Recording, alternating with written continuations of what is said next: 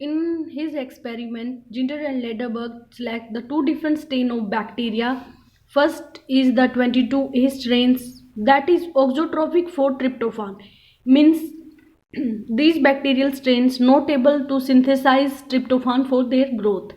And on the right sides they put the second strain of Salmonella, that is the 2A strain, and that is the auxotropic for the amino acid histidines.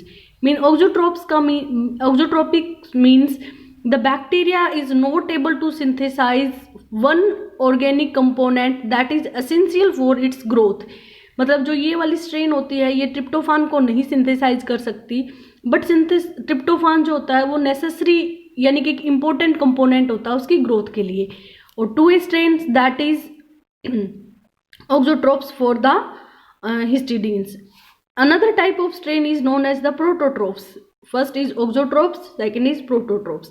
Prototropes, that is the wild type of bacterial strains that is able to synthesize all necessary compounds. मतलब prototrophs means bacterial strains able to synthesize all necessary compound. Auxotrophs means वो किसी एक necessary components को नहीं synthesise कर सकती. इन्होंने अपने एक्सपेरिमेंट में क्या किया, जो 22A स्ट्रेन थी उसको लेफ्ट साइड में रखा और 2A स्ट्रेन को उन्होंने राइट साइड में रखा और बीच में जो बैक्टीरियल पोर थे उनके थ्रू ये इंटरक्रॉस कर सकते थे एक साइड से दूसरी साइड्स में.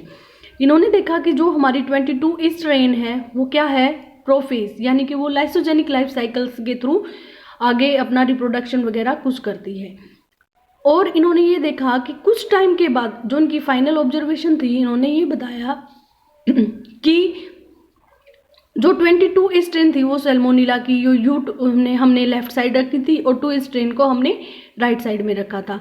तो बाद में हमें पता चला कि ये भी ऑक्सोट्रोप है, ये भी ऑक्सोट्रोपिक स्ट्रेन है. बट बाद में इन्होंने ऑब्जर्व किया कि जो हमारी लेफ्ट साइड थी ट्यूब की, इसके अंदर हमें कुछ प्रोटोट्रोप्स भी मिले. वो प्रोटोट्रोप्स कैसे बने, बल्कि हमारी दोनों स्ट्रेन क्या है, ऑक्सोट्रोप्स हैं. इसमें इन्होंने ये कंक्लूड किया कि जो हमारी 22A स्ट्रेन है उसका जो डीएनए है वो क्या है, प्रोफेजिक डीएनए है. जैसे हमने पहले पढ़ा था कि अगर हमारा प्रोफेज होगा तो वो कौन सी लाइफ साइकिल फॉलो करेगा, lysogenic life cycle. But after some times जो हमारी lysogenic life cycle bacterial cells होती हैं ये किस में कन्वर्ट हो सकती हैं, लाइटिक लाइफ साइकिल को फॉलो कर सकती हैं. तो आफ्टर सम टाइम्स जो हमारी 22A स्ट्रेन थी ये इसका प्रोफेज यहाँ से सेपरेट हो जाता है और they can enter into the lytic life cycles.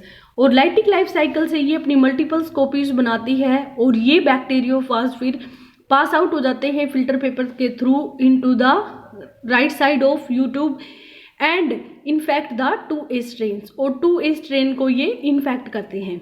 और जो हमारी 2A स्ट्रेन होती है ये लाइटिक लाइफ साइकिल को फॉलो करती है, तो ये इसकी मल्टीपल कॉपीज बनती हैं, लाइसिस होती है और ये अपने इस फेज को रिलीज कर देती है.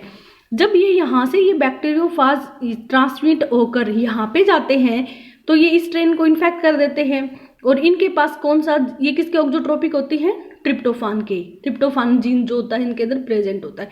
अब क्या होगा, जो हमारी ये स्ट्रेन थी ये तो हिस्टिडीन के वो थी ऑक्सोट्रोप्स, तो इसके अंदर ट्रिप्टोफान का जीन इंसर्ट हो जाता है और अभी ट्रिप्टोफान भी बना सकती है और ये ट्रांसमिट होकर वापस यहाँ पे चली जाती है. अब इसके पास तो हिस्टिडीन का जीन पहले ही इसके पास था, अब इसके पास ट्रिप्टोफान का जीन भी आ गया है और ये ट्रिप्टोफान का बैक्टीरियोफाज ट्रांसमिट होकर फिर से यहाँ चला जाता है और जाकर इसको इन्फेक्ट कर देता है. तो अब हम जब लेफ्ट आर्म को देखते हैं तो इसके पास एक ऐसी स्ट्रेन बन चुकी है जिसके पास दोनों जीन हैं, जो हिस्टिडीन भी बना सकता है और ट्रिप्टोफान भी बना सकता है. तो वो किस में कन्वर्ट हो सकते हैं, प्रोटोट्रोप्स में. तो इस प्रोसेस को हम क्या बोलते हैं, ट्रांसडक्शंस. जब जीन का ट्रांसफर थ्रू द बैक्टीरियोफाज होता है that process is known as transduction.